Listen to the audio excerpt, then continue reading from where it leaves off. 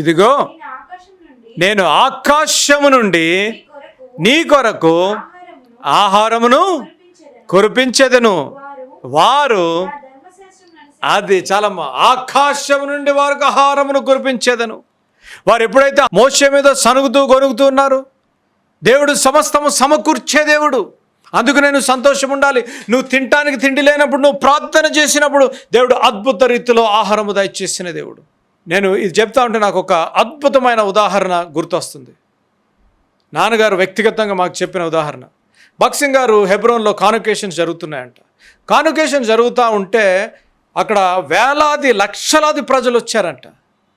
కానీ ఒక బియ్యపు గింజ కూడా లేదంట వారికి ఆహారం పెడతానికి. అయితే సర్వింగ్ బ్రదర్స్ వచ్చారంట. బ్రదర్స్ వచ్చి భక్సింగ్ అంకుల్ ఇంతమంది లక్షల ప్రజలు ఉన్నారు, బియ్యం లేదు, ఏం చేద్దాము అని అంటే ఆయన లెట్స్ ప్రే అన్నాడట. భక్సింగ్ అంకుల్ మోకాళ్ళ నుండి ప్రార్థన చేస్తున్నాడంట. మొదటి వర్తమానం అయిపోయింది. రెండో వర్తమానం బ్రదర్స్కి టెన్షన్ వచ్చేస్తుందంట. మళ్ళీ వెళ్ళారంట. అంకుల్ ఏం చేద్దాం అంటే భక్సింగ్ అంకుల్ అన్నారంట లెట్స్ ప్రే. మళ్ళీ మోకాళ్ళు ఉన్నారంట.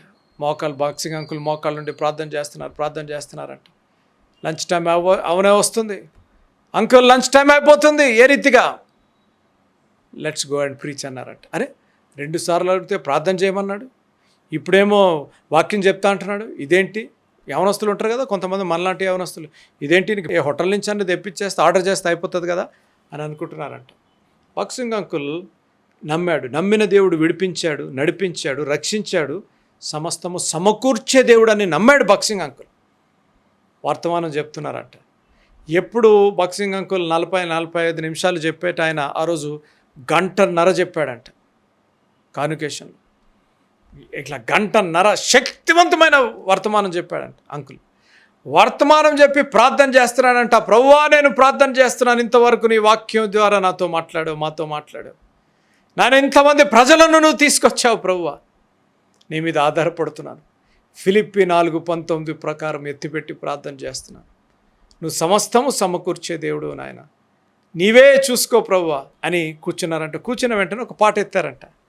పాట ఎత్తితే బ్రదర్స్ వచ్చి చెప్తున్నారంట అంకుల్ అంటే గాడ్ విల్ ప్రొవైడ్ అంటే, లేదు అంకుల్ గాడ్ ఆల్రెడీ ప్రొవైడెడ్. అరే నేను ఆమెను అన్నాను అంతే, గాడ్ ఆల్రెడీ ప్రొవైడెడ్ అంటే.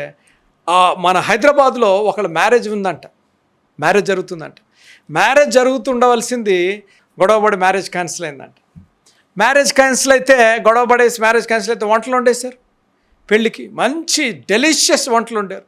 అరే మ్యారేజ్ క్యాన్సిల్ అయిపోయింది కదా ఎలాగా అంటే ఎవరో అన్నారంట, ఇక్కడే దగ్గరలో హెబ్రోన్ ఉంది భక్సింగ్ గారి దగ్గర, ఆయన మీటింగ్ పెడతా ఉంటాడు, తీసుకెళ్ళిపోండి అన్నట్టు. అంటే భక్సింగ్ అంకుల్ ఆమెన్ అన్న వెంటనే లారీలో వచ్చాయంట చూడండి, చికెన్ బిర్యానీ అంట, డబల్ కమీటా అంట, సాంబార్ అంట, పెళ్లి వంటలన్నీ హెబ్రోన్లో తీసుకొచ్చి దింపేసి వెళ్ళిపోయారంట. అయ్యగారు మ్యారేజ్ క్యాన్సిల్ అయిపోయింది, ఇగోండి మీరు వాడండి సంఘానికి.